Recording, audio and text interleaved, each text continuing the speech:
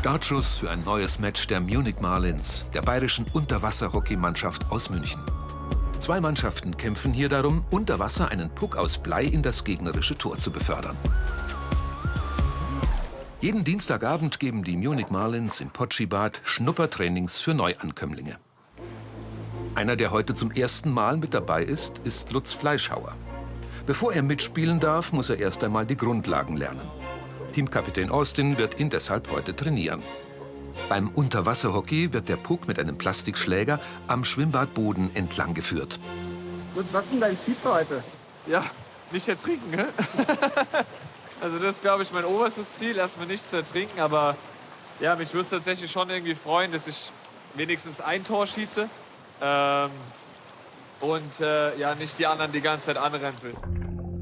Doch schon die erste Übung ist schwieriger als gedacht. Überhaupt unten am Beckenboden zu bleiben, ist für Lutz eine Herausforderung.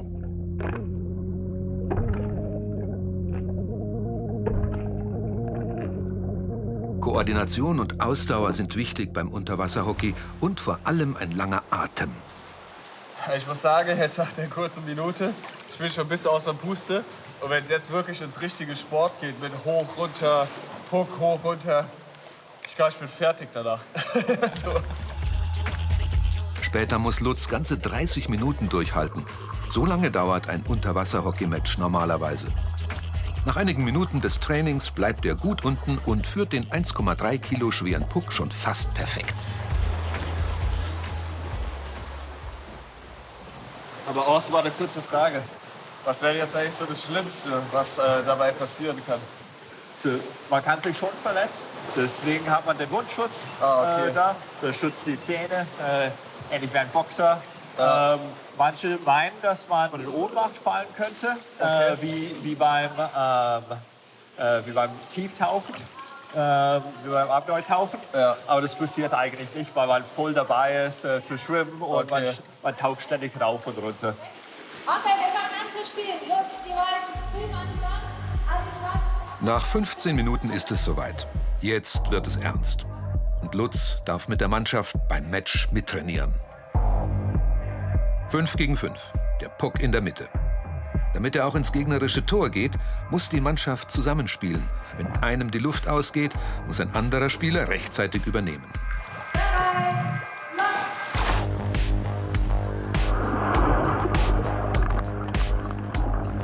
Bis zu 60 Sekunden bleiben die Spieler unter Wasser und das bei hoher Spielgeschwindigkeit.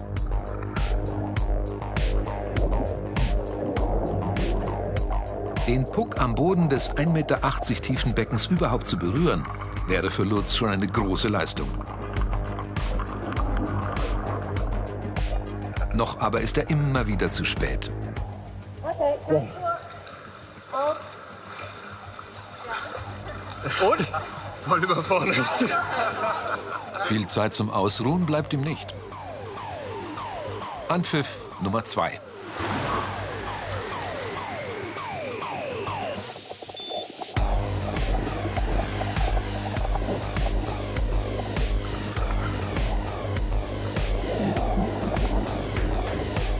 Diesmal klappt es besser und Lutz behält die Orientierung.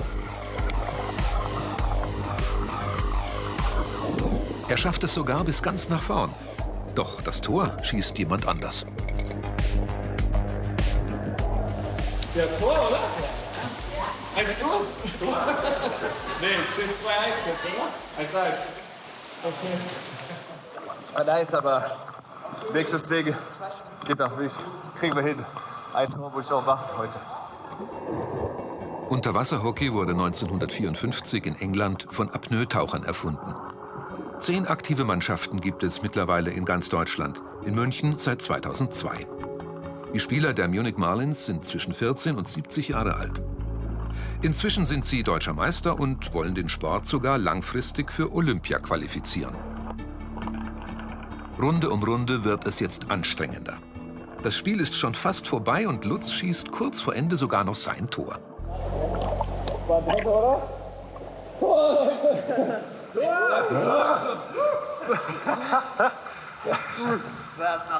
Nice. Doch irgendetwas stimmt nicht. Ich habe so ein richtig dumme Gefühl. Ja, ich habe mir gerade eben ein Stück Zahn ausgehauen.